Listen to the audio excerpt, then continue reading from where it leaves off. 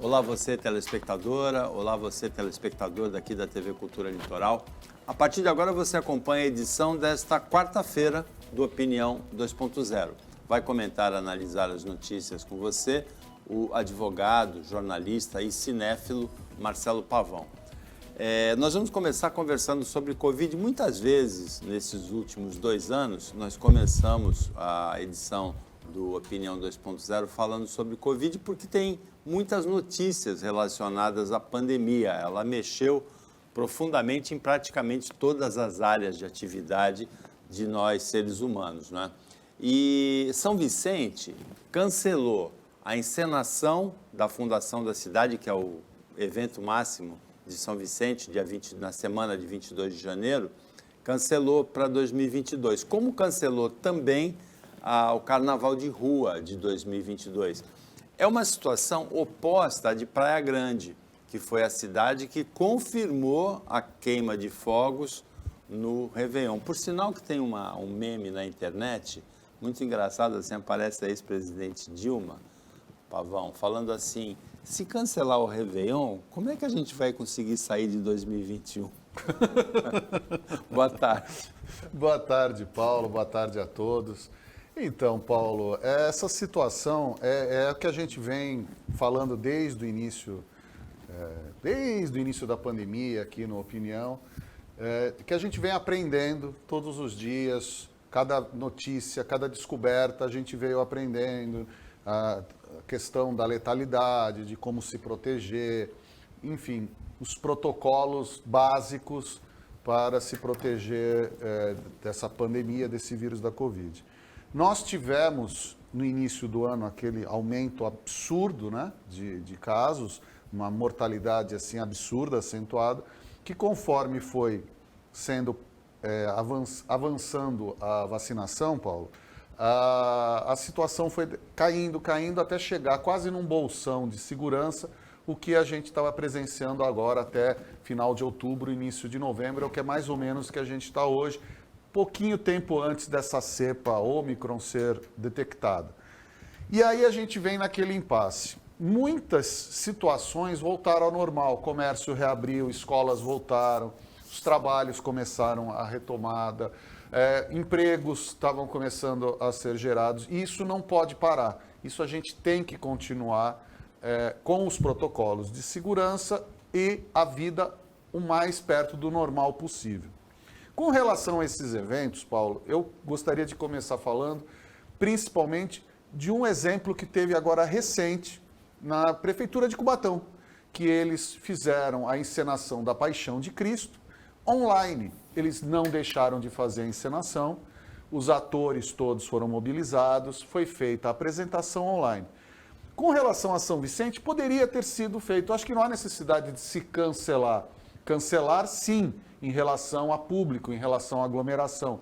Mas por que não fazer esse evento online ou todos esses outros eventos culturais de forma online, protegida, segura, testada? Concordo, sim, com todas as medidas que prefeituras, governos do estado, Brasil afora têm tomado, inclusive aqui boa parte da Baixada Santista, em cancelar as festas de fim de ano e talvez até o Carnaval. Por quê?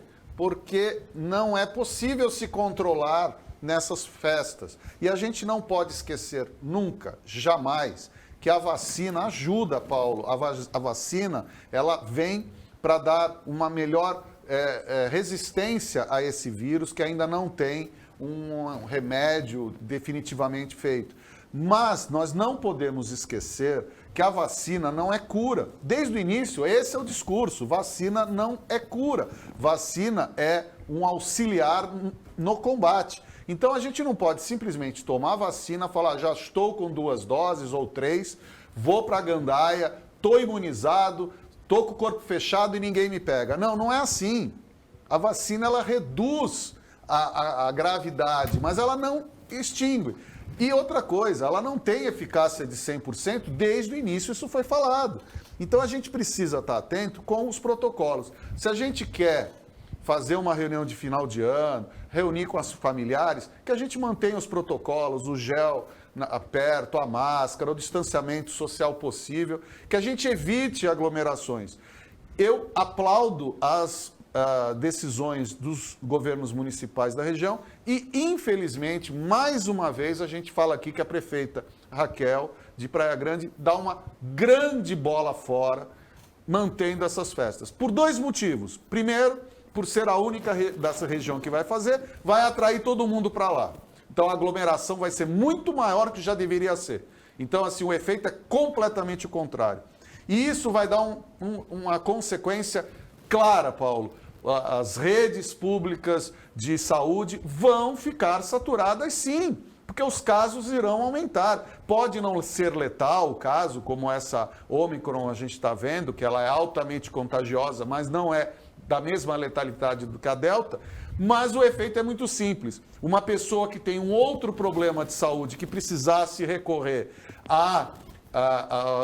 aos postos autorizados da Prefeitura de Praia Grande, obviamente vão ter problema porque mais pessoas estarão doentes com a Covid. Então, eu penso que é uma tremenda bola fora, errou feio a prefeita Raquel Kine, que ela deveria ter pensado no coletivo e não apenas na cidade. E pior, com esse pensamento dela, ela não só apenas não pensa na cidade, como ela está deliberadamente colocando em risco a vida de muita gente. Deveria rever seu posicionamento, prefeito. Tem essas duas posições, são bastante divergentes. Praia Grande confirmando a queima de fogos na passagem de ano, São Vicente cancelando o carnaval de rua e cancelando a encenação. Fica para o prefeito Caio Amado aí a sugestão do Marcelo Pavão, prefeito.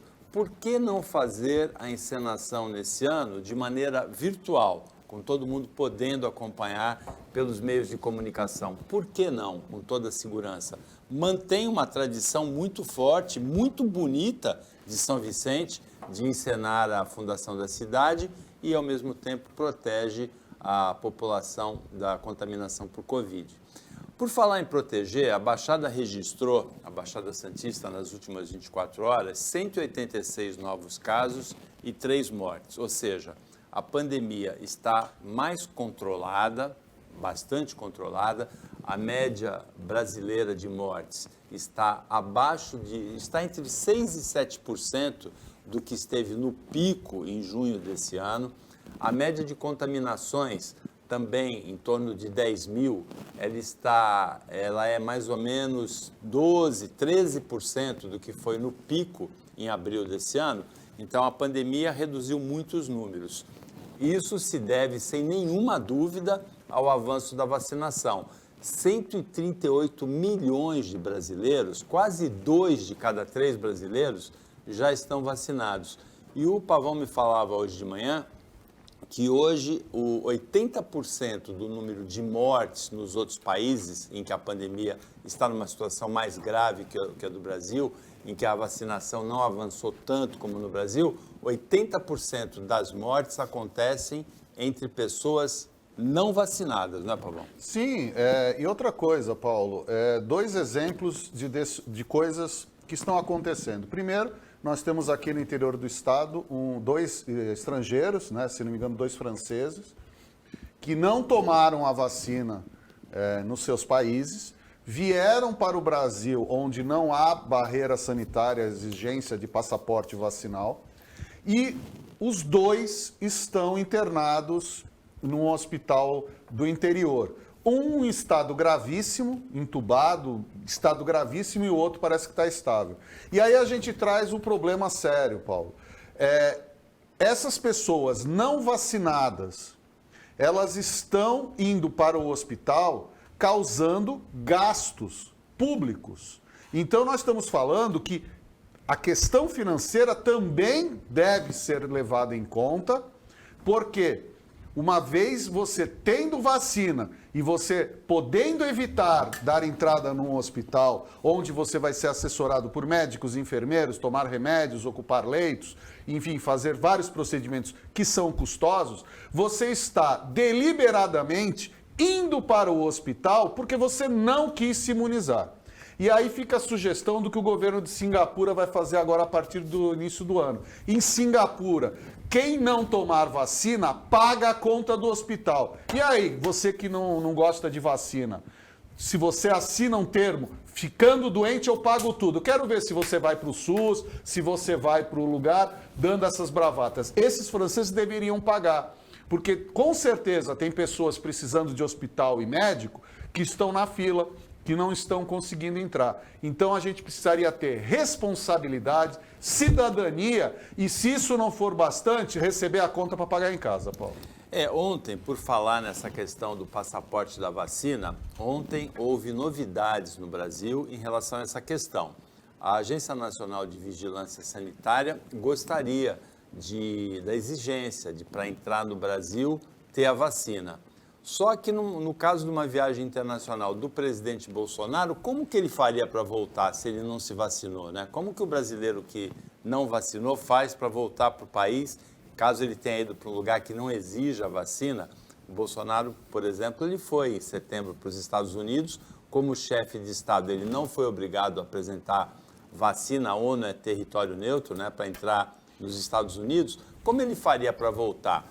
Houve manifestações, mais uma vez, muito toscas, tanto do presidente da República, que chamou o passaporte da vacina de coleira, falou que prefere a morte do que a falta de liberdade. Ninguém obriga ninguém a se vacinar. Agora, as pessoas que convivem com as outras, elas não são obrigadas a conviver com alguém que se negou a se vacinar. O ministro da Saúde, Marcelo Queiroga, também teve uma manifestação tosca, e o Brasil acabou optando por uma outra solução. 5 dias de quarentena para quem quer entrar no Brasil e a apresentação de um teste negativo de PCR, não está com Covid. Aí fica uma questão complicada, né? Quem vai fiscalizar essa quarentena, Pavão? Então, ninguém. A gente tem a certeza de que nada será fiscalizado, nada será controlado, e nós, Brasil, né, de uma forma geral, viramos o paraíso do negacionismo. Então, assim, enquanto o mundo todo se protege, enquanto o mundo todo está levantando barreiras para se proteger, para daqui a pouco baixarem as barreiras, nós aqui no Brasil estamos com as portas escancaradas para o mundo todo, com todas as cepas e variantes possíveis, convidando as pessoas para fazer turismo no Brasil. Foi assim que o ministro Marcelo Queiroga ontem se pronunciou, falando da natureza turística do país, para que todos venham. Isso, além de irresponsável, é imoral, é criminoso, é patético. O ministro, olha, do presidente eu nem vou falar, porque essa história de falar de coleira, assim, sinceramente, eu não presto mais atenção no que o presidente Bolsonaro fala. Eu não presto mais atenção. Não adianta prestar atenção. Porque simplesmente o que está sendo feito no Brasil é um desmonte geral de fiscalização, um desmonte geral das instituições patrocinadas por esse alucinado que ocupa hoje a presidência da República. Agora, o ministro de Estado, que é um médico, falar que é melhor morrer do que perder a liberdade, parafraseando o chefe, do qual ele puxa o saco para ficar como ministro, porque é o sonho desse Marcelo Queiroga, sempre foi ser ministro da Saúde. Não importa a época, e ele está realizando o sonho dele. Então ele sabe que o êxtase da vida dele é falar que ele é ministro. E aí vem uma situação dessa, onde fala que é melhor morrer do que privar a liberdade. E nós estamos falando em quase 617 mil mortos só de Covid, fora de todo o resto de doenças possíveis. Então isso é irresponsável o que o ministro faz. Isso é criminoso. A gente não pode aceitar um negócio desse. Pior ainda, é o silêncio do Congresso Nacional, que não deu um pio. Não deu um pio. Nem a oposição falou nada. Ninguém falou nada. Estão todo mundo olhando o que nesse país? Ninguém falou nada do ministro. Só os meios de comunicação estão reproduzindo a ridícula manifestação do ministro Queiroga. Não tem congressista nenhum, seja deputado, senador, que se levantou contra isso. Isso é um absurdo. Porque esse tipo de procedimento faz com que pessoas sigam esse entendimento e possam vir a morrer. Então isso é sério, gente. É sério, as pessoas seguem as nossas autoridades. E isso não pode, tem que ter responsabilidade. Ontem a Anvisa tomou uma decisão pelo passaporte vacinal, o governo reverteu. Diz que não era por aí. Então nós vamos seguir quem? Esse pateta, que é o ministro da Saúde? Pelo amor de Deus. Em relação à frase do ministro da Saúde, uma manifestação brincalhona, mas muito interessante, foi do jornalista José Simão, da Folha de São Paulo, Macaco Simão, que é colunista, humorista. O ministro falou que é melhor morrer do que perder a liberdade. E ele falou assim que é melhor perder a dignidade do que o cargo, para alguém que fala uma frase dessa. A gente volta depois do intervalo.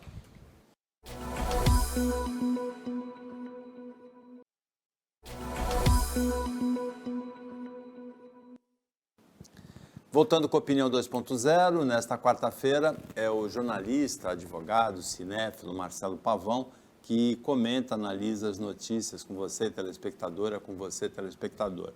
Na Bíblia tem a história das 7 pragas, né? Que o Egito sofreu, as 7 pragas, né? Cubatão ontem... 10 pragas, né? 7. 7. Eu já aumentei para mais 3. Inflacionou, né? Inflacionei. Agora, Cubatão ontem teve pelo menos 2 pragas, né? Uma delas o fogo, teve incêndio em Cubatão, e outra, caiu muita água em Cubatão. Você, inclusive, presenciou isso, né? E os estragos, as enchentes foram muito grandes. Tem uma imagem muito impressionante de trabalhadores que foram obrigados a abandonar um ônibus e caminhar com água pela cintura ontem. Olha que imagem impressionante essa daí, não é, Marcelo Pavão? Século XXI, área urbanizada. Eu falei cintura, ainda fui bonzinho. Foi bonzinho, na quase altura no do peito, né? Ô Paulo, eu acho que são 2 coisas que a gente precisa atacar com essa situação. Primeiro, essas comunidades periféricas... Vila dos Pescadores. E a água em Pilões. E Pilões. Assim, eu acho que todas essas comunidades, a gente estava falando agora de região metropolitana, de decisões conjuntas. Eu acho que já passou da hora das nossas autoridades, Paulo, sentarem e discutirem a desativação dessas vilas que não têm a menor infraestrutura, que ficam à mercê de causas naturais ou de uma enchente. Toda hora é gente que perde tudo que tem, doenças. E os incêndios, eles são decorrentes, inclusive, até do pouco que essas pessoas conseguem. Elas fazem um puxadinho ali que ou colocam uma lâmpada, ou colocam uma vela, ou acontece alguma coisa que superaquece, colocam um botijão de gás e vem um incêndio desse que destrói tudo. Só que o que acontece? Daqui a pouco, essas pessoas, elas reconstroem no mesmo lugar, com a mesma falta de estrutura, com os mesmos perigos. Então já passou da hora dos governantes municipais, estaduais, federais, sentarem para vamos erradicar essa falta de condição mínima de subsistência dessas comunidades. Vamos tentar resolver. Pegou fogo, vamos levar essas pessoas para outro lugar, vamos para um conjunto habitacional, vamos pensar em desativar isso, isolar a área para que novas pessoas não vão para lá, porque, infelizmente, o que acontece? Remove-se uma pessoa para um outro lugar, no mesmo lugar parece que brotam 2 famílias. É o resultado da carência, da falta de condições da nossa população, mas nós não podemos deixar renascer essas comunidades, principalmente após tragédias como essa, que não teve tragédia humana, mas poderia ter acontecido. Então a gente precisa erradicar essas comunidades. Não podemos mais aceitar que favelas gigantescas em palafitas ou à beira de esgoto mesmo continuem a existir. E com relação à chuva, ainda que a gente tenha condições de manutenção, o que a gente precisa? É investir pesado, metropolitanamente, regionalmente, o Estado, a Federação, para que a gente faça obras de novas canaletas, para que esse tipo de situação não aconteça, Paulo. Porque, mais uma vez, não houve ontem uma tragédia com vidas humanas, mas poderia ter havido. Poderia. E isso a gente, por exemplo, ontem eu estava voltando de São Paulo, presenciei a chuva torrencial. Eu, sinceramente, nunca havia visto a intensidade de chuva que eu vi ontem. Muito pesado. Na serra, pouco antes do pedágio sentido Santos, até quase a entrada dos túneis. Foi, assim, algo tenebroso que eu estava no carro, a gente até pensou, se a gente parar pode ser pior, então vamos embora. Não havia nada, era um breu de chuva. Então, precisa se aumentar essa canalização, os dutos, para que essa água possa se escoar e a gente não tem esses casos. Mas, principalmente com relação a essas comunidades, Paulo, a gente precisa pegou fogo, cercar, isolar e não permitir novas ocupações. A gente precisa remover e tirar e manter esse isolamento. Sem isso, nós vamos sempre estar enxugando gelo. Queima, retira, reconstrói, volta, queima, retira e vai ficar nesse looping eterno. A gente não pode deixar que essas ocupações sejam retomadas. Em relação a essa chuva muito forte em Cubatão, pessoas moradoras de outras regiões da Baixada Santista podem estranhar, mas aqui na minha casa não choveu desse jeito. Tem um efeito que é descrito com muita propriedade, com muita precisão, no filme Uma Verdade Inconveniente, do ex-vice-presidente dos Estados Unidos, na época do Obama, Al Gore, que é um batalhador pelas causas do meio ambiente, que luta contra o aquecimento global. Ele mostra esse tipo de chuva, é como se fosse uma banheira, assim, várias nuvens, uma área grande de nuvens carregadas de água, e é como a água toda de uma banheira escorrendo por um ponto só, que é o ralo. Inclusive, no filme, ele cita uma chuva que atingiu o Brasil. Há alguns anos atrás, Teresópolis, no estado do Rio de Janeiro, teve uma devastação terrível por uma chuva desse tipo. Concentração de uma grande área de nuvens de chuva caindo num ponto só. Provavelmente teve um fenômeno desse tipo, não com a mesma intensidade de Teresópolis, mas provavelmente houve um fenômeno desse tipo ontem em Cubatão. A Defesa Civil do Estado tinha alertado no domingo, na manhã de segunda-feira, para a possibilidade de chuvas muito fortes, com ventos e raios, nesse início de semana aqui na Baixada Santista. Agora, Pavão, você falou em coordenação das prefeituras da região metropolitana em relação à ação habitacional, né? E em relação a atrações turísticas, com diferença de uma semana, menos de uma semana, duas iniciativas muito parecidas em Santos e São Vicente, inclusive em áreas muito próximas uma da outra. O vereador Ademir Pestana de Santos sugeriu, na semana passada, que a prefeitura estudasse a implantação, na semana retrasada, a implantação de uma roda gigante panorâmica no Parque Roberto Mário Santini, ali no Emissário Submarino. E São Vicente estuda, a empresa que mantém o teleférico em São Vicente, tem um projeto de instalação de uma roda gigante muito perto dali, só que já no lado de São Vicente, do lado do teleférico na praia do Itararé. Então, Paulo, Já pensou, a gente não tem nenhuma roda gigante, provavelmente, talvez não tenha nenhuma das duas. Nenhuma das duas provavelmente vai ser construída. Já pensou se constrói duas? Então, Paulo, é tal história. A gente está falando do emissário submarino. Há quantos anos a gente está nessa briga de ter algo no emissário submarino? É um tal de constrói, destrói, com o dinheiro do povo. Então, antes, penso eu, de ficar decidindo se é roda gigante, se é teleférico, se vai ter gangorra, se vai ser piscina, tobogã, nós temos que discutir um projeto sustentável e definitivo para esses locais. Tanto no emissário submarino, porque está uma vergonha aquilo, que foi tudo destruído e está com tapume, já arrombaram e levaram material do Museu do Surf, pranchas históricas, material histórico já foi tudo depredado lá, porque ninguém tem acesso e ninguém cuidou de zelar por aquilo, por mais que a gente tenha policiais, autoridades, pessoas, simplesmente entraram, ninguém viu, ninguém sabe, e está tudo aquilo quebrado. Tiraram a pista de skate que já estava lá, tiraram a pista de bicicleta que já estava lá, tiraram o mirante que já estava lá, destruíram tudo. Aí vem um, embarga, outros embargam. Então a primeira coisa, senhores e senhoras vereadores e santos, discutam qual é a destinação final, porque discutir roda gigante, panorâmica ou não, sinceramente, não tem o que fazer, né? Não tem o que fazer.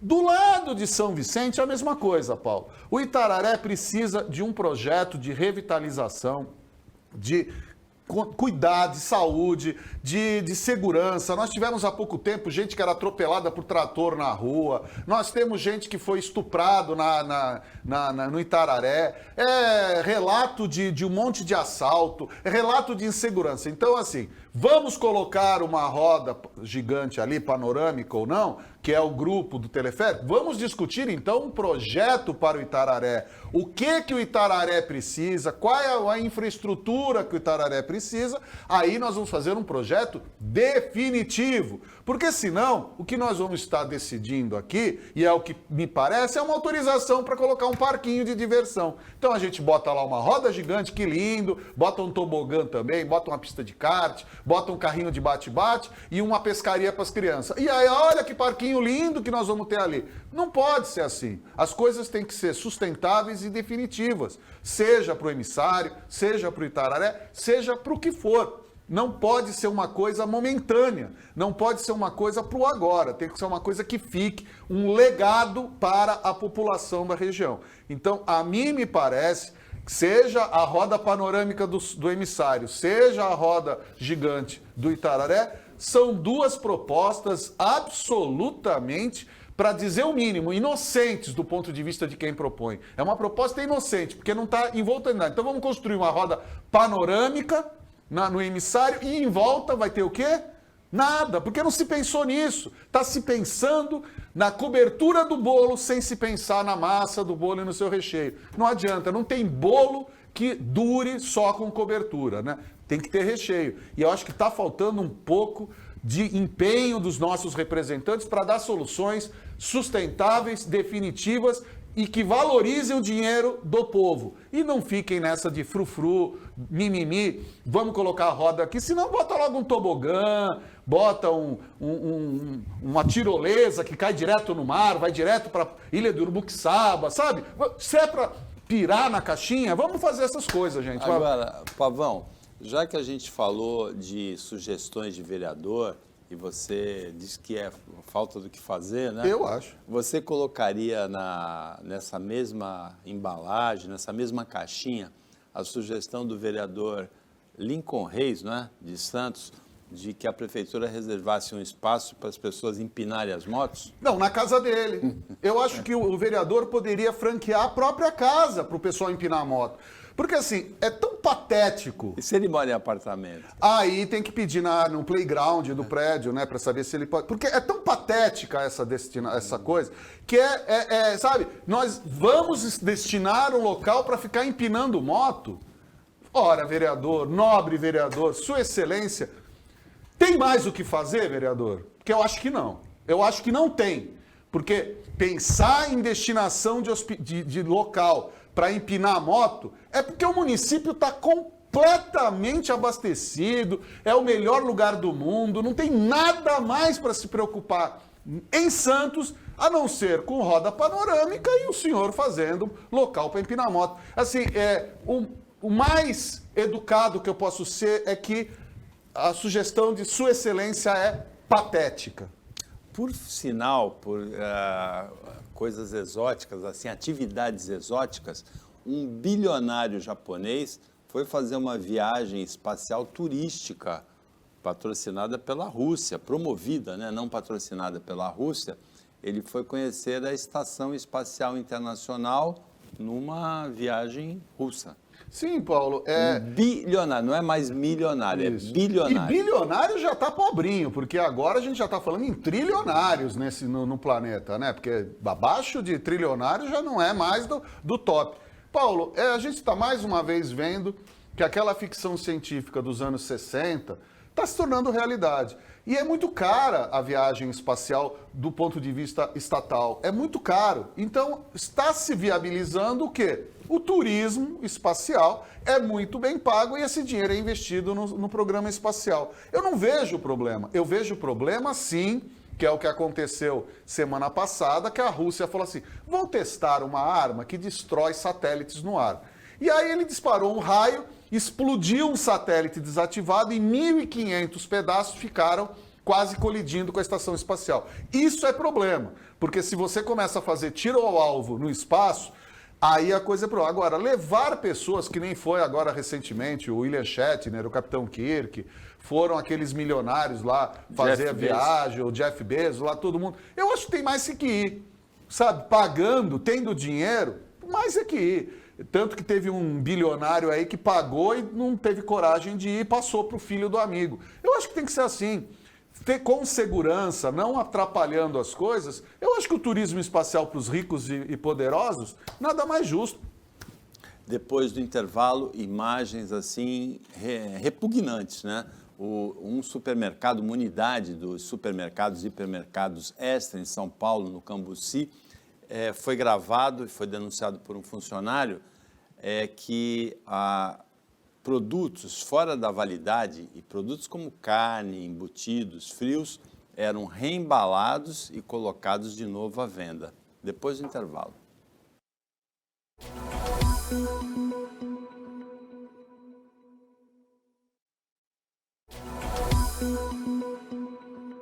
Voltando com o Opinião 2.0 desta quarta-feira, agora é o último bloco. Quem está comentando as notícias, analisando as notícias com você, é o advogado, jornalista, cinéfilo Marcelo Pavão. Marcelo Pavão, Copom, Comitê de Política Monetária do Banco Central, se reúne hoje, está reunido agora, e é muito provável que a taxa básica de juros, a Selic, receba mais uma alta e ela passe agora uma alta bem volumosa, bem significativa, de 7,75% para 9,25%.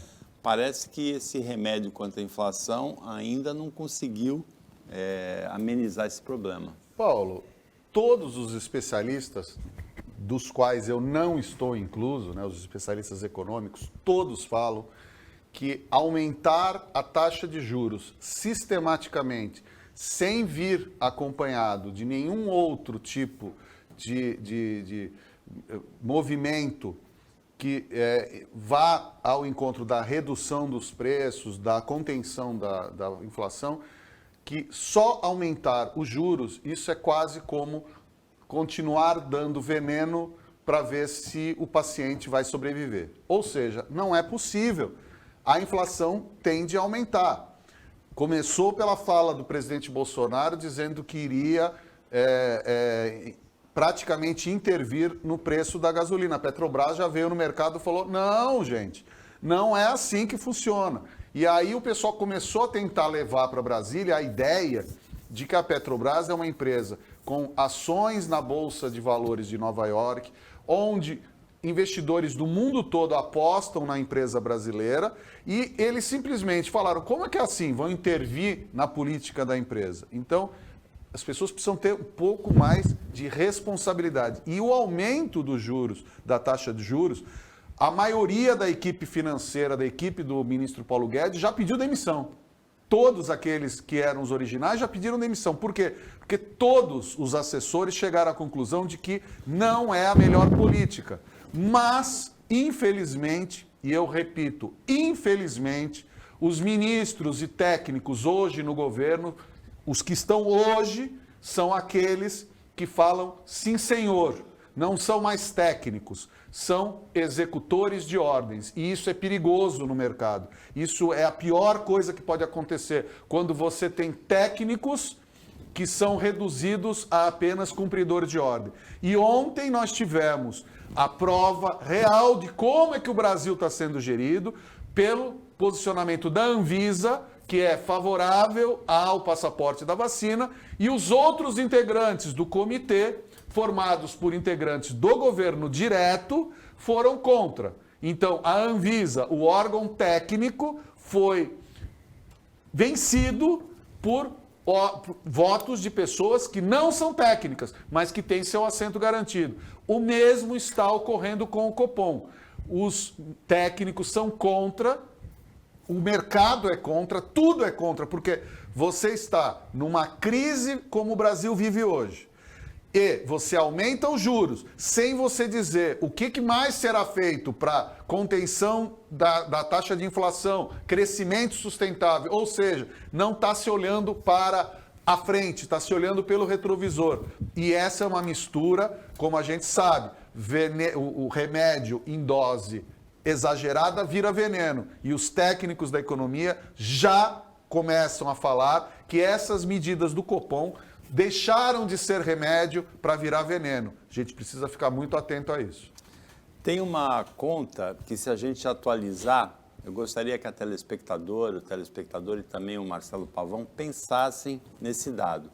Alguns anos atrás, acho que há 10 anos atrás, em 2011, mas se não foi aí, foi por aí, o economista Márcio Pockmann, da Unicamp, ele fez uma comparação muito interessante. O governo Lula gastava 11 bilhões de reais com 8 milhões de famílias que recebiam o Bolsa Família por ano. Então, vamos lá, 11 bilhões de reais para 8 milhões de famílias. E gastava 160 bilhões de reais, ou seja, quase 15 vezes mais, né, com 20 mil famílias, que são as dos banqueiros e dos donos de títulos da dívida pública. 10 anos depois, a gente pode atualizar com essa alta, se for para 9,25%, a gente pode atualizar esses dados, porque a taxa Selic ela é utilizada para pagamento de juros dos títulos da dívida pública. A dívida pública do Brasil anda por volta de 5,5 trilhões de reais. Você coloca 9%, um pouquinho menos de 10%, vai dar 500 bilhões de reais por ano. E a gente está discutindo Auxílio Brasil para 17 milhões de famílias, R$400 por mês, o que daria 81 bilhões por ano. Então, dá para pensar um pouquinho no que representa uma alta da taxa Selic. O governo vai pagar 81 bilhões de reais para 17 milhões de famílias, está dando esse quiprocó todo da PEC dos precatórios, e vai gastar 500 bilhões de reais em 2022 para pagar juros para 20 mil famílias que têm os títulos da dívida pública brasileira. O presidente Bolsonaro foi eleito ontem pelos internautas, pelos leitores da revista Time dos Estados Unidos, como a personalidade mais influente do ano. O critério da revista é para o bem ou para o mal. Sim, Paulo. Então é assim. Primeiro, a gente tem que deixar bem claro que a revista Time já disse que esse tipo essa enquete que foi feita pela internet é um dos fatores levados em conta para a decisão da personalidade do ano. Por outro lado, se o presidente Bolsonaro for confirmado como personalidade do ano, o que eu não acredito, mas se for confirmado, eu acredito, olha, que ele não vai gostar da reportagem, porque a gente precisa lembrar que tudo o que é feito está hoje em dia sendo monitorado pela imprensa mundial, por todos os países. Então, assim, não adianta falar mentira, ficar falando fake news, manipulando a informação, fazer bravata, que isso não interessa. Então, assim, se o presidente Bolsonaro... Aqui eu não estou nem querendo fazer uma inferência se foi a turminha dos robozinhos que fez essa enquete, tá? Não quero dizer isso. Mas se o presidente Bolsonaro for capa, eu acho que ele não vai gostar do conteúdo. Sinceramente, eu acho que não vai ser legal. Mas para o bem do país, e como brasileiro, que eu tenho muito orgulho que sou, eu gostaria imensamente que a revista Time não botasse o Bolsonaro com personalidade, porque não há nada de positivo a falar do presidente Bolsonaro. Não há nada. Eu não encontro um único, nem a menor das bravatas dele. Ele, pelo contrário, ele está sendo um agente destruidor de todas as instituições do país, todas. Não há mais fiscalização nesse país. A coisa ficou num nível péssimo. E nem vou falar da condução dele da pandemia, que aí já é um caso os historiadores têm que verificar. Porque, realmente, quem está vivendo nessa época, nunca eu esperei ter tanta incompetência, maldade, falta de empatia, lealdade, responsabilidade de um governante. Para mim, ele não é o pior presidente que o Brasil já teve. Para mim, ele é um dos piores líderes que o mundo já produziu. E, infelizmente, eu vou carregar para o meu túmulo ter votado nesse incompetente. Pavão, a gente prometeu antes do intervalo, e são imagens realmente muito repugnantes, né? Uma unidade do supermercado Extra, no Cambuci, em São Paulo, ela foi autuada pela Vigilância Sanitária a partir de denúncias que partiram dos próprios funcionários, e as imagens também partiram dos funcionários, de alimentos com validade vencida e carne, né? Carnes, frios, embutidos, sendo reembalados e colocados para venda de novo. Paulo, a gente tem presença... Isso é um crime. Você imagina o risco que as pessoas que compraram esses alimentos já podres, né? A gente está vendo coisas podres. Então, assim, é monstruoso o que está sendo. A gente está falando de falta de empatia, responsabilidade, aí está outro espaço. Agora, como a gente falou isso semana passada aqui, Paulo, quando você mesmo citou que no ano da tragédia da Boate Kiss lá no Rio Grande do Sul, assim que os novos prefeitos assumiram, aqui em Santos, o secretário deu ordem para fazer uma varredura em todas as casas noturnas. Então... Antes da tragédia da Kiss. Então, a gente está vendo esse exemplo. Nós aqui em Santos já tivemos a questão de poucos meses, uma outra denúncia contra o mesmo supermercado Extra aqui do Canal 2, se não me engano era bacalhau que estava estragado, e foi feita a vigilância sanitária que chegou lá. Então, que fique aqui para todos os governos, para todos os secretários de saúde, todos os comandantes, os coordenadores das vigilâncias sanitárias, que façam, por conta disso, já que não é um hábito, porque se isso acontece, é porque a fiscalização é falha. Então, que se organizem, fiscalizem, principalmente agora que a gente está na reta para os festejos de final de ano, onde a procura é muita, a observação é pouca, a vigilância sanitária tem que redobrar as suas investidas para que isso seja coibido. Porque chegar no nível desse, onde os próprios funcionários estão denunciando, é porque a prática já é longa. E a gente não pode mais permitir esse tipo de coisa. Então não é só o Extra, é Extra, Carrefour, Pão de Açúcar, todas as outras, Compre Bem, enfim, todos sejam fiscalizados, todos sejam visitados pela vigilância sanitária e que aqueles que estão de acordo com as leis possam falar, olha, somos visitados hoje e nada foi ocorrido. Por que não faz essa propaganda positiva para os clientes? Olha, acabamos de ser vistoriado e nada foi achado. Não é muito melhor você entrar no supermercado onde você fala assim, olha, fomos vistoriados, a vigilância sanitária esteve aqui, estamos ok. Ufa, podemos comprar. Por que não ser assim? Por que tem que ser uma denúncia de funcionário contra a empresa? Porque a coisa passou dos limites. A coisa chegou no limite. Então, cadê as nossas autoridades? Fiscalizem, vocês estão aqui para isso. Nesse caso, a gente pode observar vários fatores importantes aí. O primeiro deles é a importância do trabalho da vigilância sanitária. A saúde do consumidor, ela depende muito do trabalho da vigilância sanitária. Agora, a vigilância sanitária, ela não pode ser onipresente, estar todo o tempo em todos os supermercados, em todas as quitandas, mercearias, açougues, é impossível, né? Então é importante também que o próprio consumidor faça essa verificação e denuncie quando encontrar alguma irregularidade, porque é um crime, é alguma coisa muito grave. Em terceiro lugar, a gente deve destacar a honestidade de alguns supermercados que, quando tem produtos perto do final do preço da validade, colocam em oferta com preços menores e alertam para isso. Essa sim, uma atitude honesta, uma atitude que deve ser prestigiada, que deve ser elogiada, essa honestidade do supermercado que faz isso.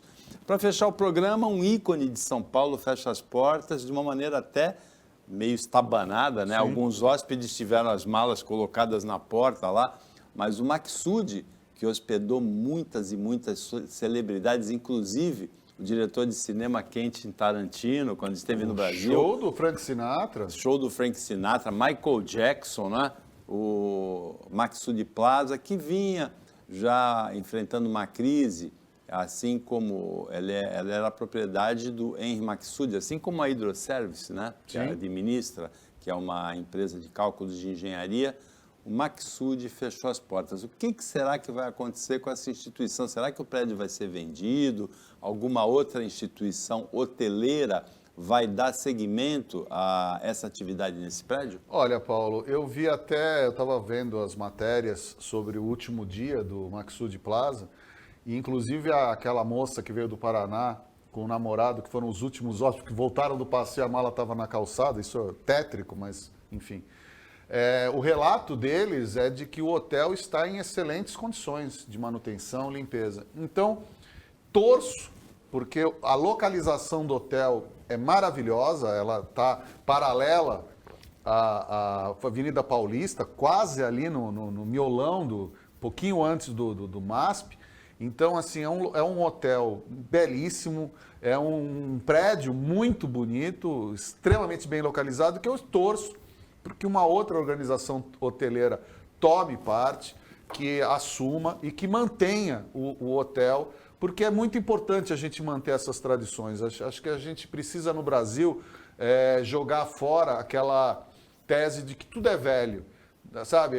Enquanto o mundo todo explora, inclusive e sobretudo turisticamente, os seus patrimônios, os seus empreendimentos mais antigos, aqui no Brasil a gente tende a jogar para baixo e muitas vezes demolir. Então, torço muito para que o prédio do Hotel Maksud seja mantido, que seja revitalizado, que seja reaberto, gerando mais empregos, mais divisas e que as pessoas possam voltar a usufruir. Eu nunca estive no Maksud, mas vejo e conheço várias pessoas que só têm elogios ao Hotel Maksud Plaza. Então, tomara que, embora fechado como o Maksud, volte como hotel e preserve mais esse patrimônio aqui da cidade de São Paulo e do Brasil como um todo, né, Paulo?